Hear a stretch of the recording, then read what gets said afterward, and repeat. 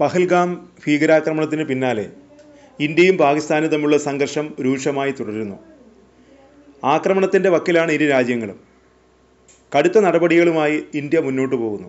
പാകിസ്ഥാനും വാക്പോരുമായി മുന്നോട്ട് തന്നെയാണ്. അതിനിടയിലാണ് പാകിസ്ഥാൻ്റെ മുൻ പ്രധാനമന്ത്രി നവാസ് ഷെരീഫ് നിലവിലെ സർക്കാരിന് മുന്നറിയിപ്പ് നൽകിയിരിക്കുന്നത്. 3 തവണ പാകിസ്ഥാൻ പ്രധാനമന്ത്രിയായിരുന്ന ആളാണ് നവാസ് ഷെരീഫ്. നിലവിലെ പ്രധാനമന്ത്രി ഷഹബാസ് ഷെരീഫിൻ്റെ സഹോദരൻ കൂടിയാണ് നവാസ് ഷെരീഫ്. ഞായറാഴ്ച വൈകിട്ട് ലാഹോറിൽ വെച്ച് ഷഹബാസ് ഷെരീഫുമായി നവാസ് ഷെരീഫ് കൂടിക്കാഴ്ച നടത്തിയിരുന്നു.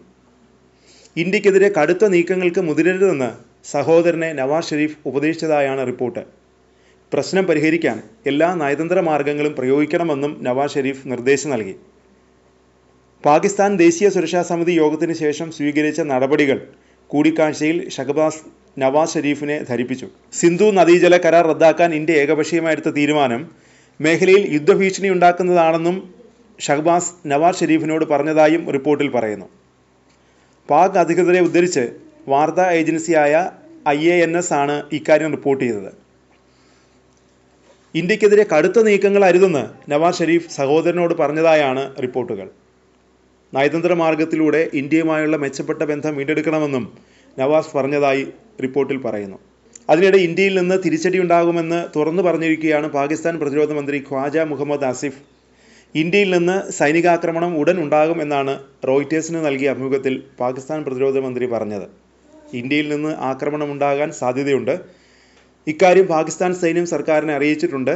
സൈന്യത്തെ ഞങ്ങൾ ശക്തമാക്കിയിട്ടുണ്ട്. സ്വീകരിക്കേണ്ട നയപരമായ തീരുമാനങ്ങളും എടുത്തിട്ടുണ്ട്. ആണവായുധം പ്രയോഗിക്കുന്നത് തങ്ങളുടെ നിലനിൽപ്പിന് ഭീഷണി നേരിടുകയാണെങ്കിൽ മാത്രമാണെന്നും ഖ്വാജ മുഹമ്മദ് ആസിഫ് അഭിമുഖത്തിൽ പറഞ്ഞു. പാകിസ്ഥാൻ പ്രതിരോധ മന്ത്രിയുടെ പരാമർശങ്ങൾക്ക് അതേ നാണയത്തിൽ തന്നെ ഇന്ത്യ മറുപടിയും നൽകി. ഐക്യരാഷ്ട്ര സംഘടനയിലാണ് ഇന്ത്യ പാകിസ്ഥാനെ രൂക്ഷമായി വിമർശിച്ചത്. UN-ൽ ഇന്ത്യയുടെ ഡെപ്യൂട്ടി സ്ഥിരം പ്രതിനിധിയായ യോജന പട്ടേലാണ് പാകിസ്ഥാനെതിരെ തുറന്നടിച്ചത്. പാകിസ്ഥാനെ തെമ്മാടി രാഷ്ട്രമെന്നാണ് യോജന പട്ടേൽ വിശേഷിപ്പിച്ചത്. ഭീകരവാദ സംഘങ്ങൾക്ക് പണവും പിന്തുണയും പരിശീലനവും നൽകുന്ന പാകിസ്ഥാൻ്റെ ചരിത്രത്തെക്കുറിച്ച് പ്രധാനമന്ത്രി ഖ്വാജ ആസിഫ് ടെലിവിഷൻ അഭിമുഖത്തിൽ ഏറ്റുപറഞ്ഞത് ലോകം മുഴുവൻ കണ്ടെന്നും അവർ പറഞ്ഞു.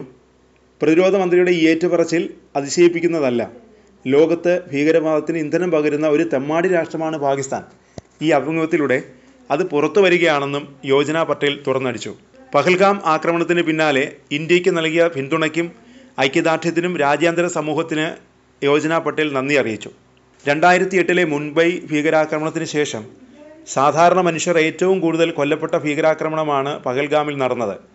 പതിറ്റാണ്ടുകളായി അതിർത്തി കടന്നുള്ള ഭീകരവാദത്തിന് ഇന്ത്യ ഇരയായിക്കൊണ്ടിരിക്കുന്നു. അതിനാൽ ഭീകരവാദം ഇരകൾക്കും അവരുടെ കുടുംബങ്ങൾക്കും സമൂഹത്തിനും ഉണ്ടാക്കുന്ന പ്രത്യാഘാതങ്ങൾ വ്യക്തമായി മനസ്സിലാക്കാൻ ഇന്ത്യക്ക് സാധിക്കും. ഭീകരവാദത്തെ ഒന്നിച്ച് അവലംബിക്കണമെന്നും യോജന പട്ടേൽ പറഞ്ഞു.